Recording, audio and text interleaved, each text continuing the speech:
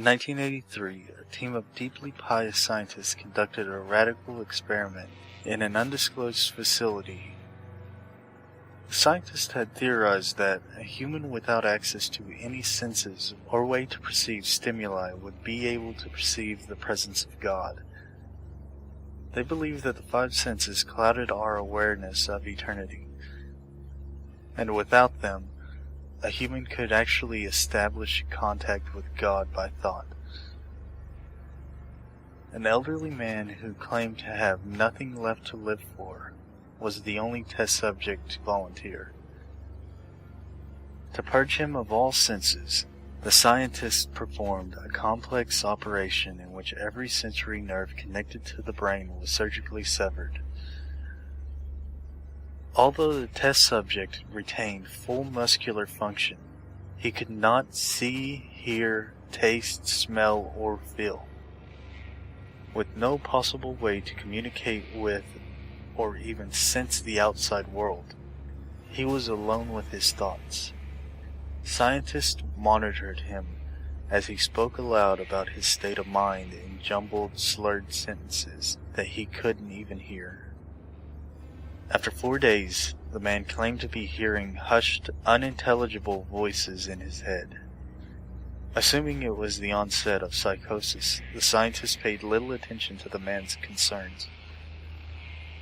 2 days later, the man cried that he could hear his dead wife speaking with him, and even more, he could communicate back.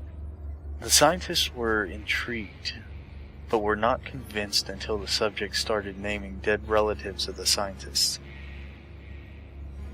He repeated personal information to the scientists that only their dead spouses and parents would have known. At this point, a sizable portion of the scientists left the study. After a week of conversing with the deceased through his thoughts, the subject became distressed, saying the voices were overwhelming. In every waking moment, his consciousness was bombarded by hundreds of voices that refused to leave him alone. He frequently threw himself against the wall, trying to elicit a pain response. He begged the scientists for sedatives so he could escape the voices by sleeping. This tactic worked for 3 days until he started having severe night terrors. The subject repeatedly said that he could see and hear the deceased in his dreams. Only a day later, the subject began to scream and claw at his non-functional eyes, hoping to sense something in the physical world. The hysterical subject now said the voices of the dead were deafening and hostile, speaking of hell and the end of the world. At one point he yelled, "No heaven! No forgiveness," for 5 hours straight. He continually begged to be killed, but the scientists were convinced that he was close to establishing contact with God. After another day, the subject could no longer form coherent sentences. Seemingly mad, he started biting off chunks of flesh from his arm. The scientists rushed into the test chamber to restrain him to a table so he could not kill himself. After a few hours of being tied down, the subject halted his struggling and screaming. He stared blankly at the ceiling as teardrops silently streaked across his face.